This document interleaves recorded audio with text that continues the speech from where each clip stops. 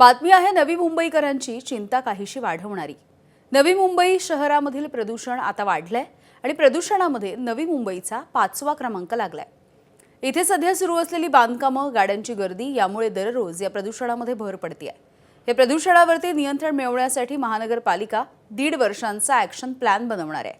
तसा प्रस्ताव सभागृह नेते सागर नाईक यांनी मांडला।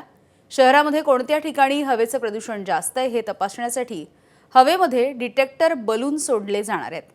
तसंच औद्योगिक पट्ट्यामध्ये तपास पथकं तैनात केली जातील।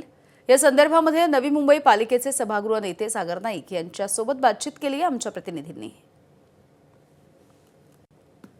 पण वायू प्रदूषणाच्या दृष्टीने असं ग्रासलेलं शहर आहे आपलं AQI अतिशय खराब आहे आणि हा फक्त कुठल्या एका व्यक्तीला त्याचा त्रास आहे नाही।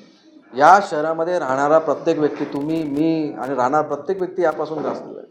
कारण की आपण जो श्वास घेतो तो प्रत्येक श्वास तुम्ही आपण सगळं एकत्र घेतो। त्यासाठी ॲक्शन प्लॅन करणं हा लोकांसाठी नाही तर स्वतःसाठी करण्याचा आहे। त्यासाठी मी एक कॉम्प्रेहेन्सिव्ह एअर पोल्युशन कंट्रोल आणि AQI इंडेक्स सुधारणं यासाठी मी प्लॅन 18 महिन्याचा ॲक्शन प्लॅन त्या ठिकाणी मी सभागृहापुढे मांडलेला आहे। त्यामध्ये डिटेक्शन, आयडेंटिफिकेशन, पिनलायझेशन, इरॅडिक्शन, कंट्रोल, प्रिव्हेन्शन आणि मेंटेन या तत्वांवरती आपण वायू प्रदूषणाची 2 हात त्या ठिकाणी करणार आहोत।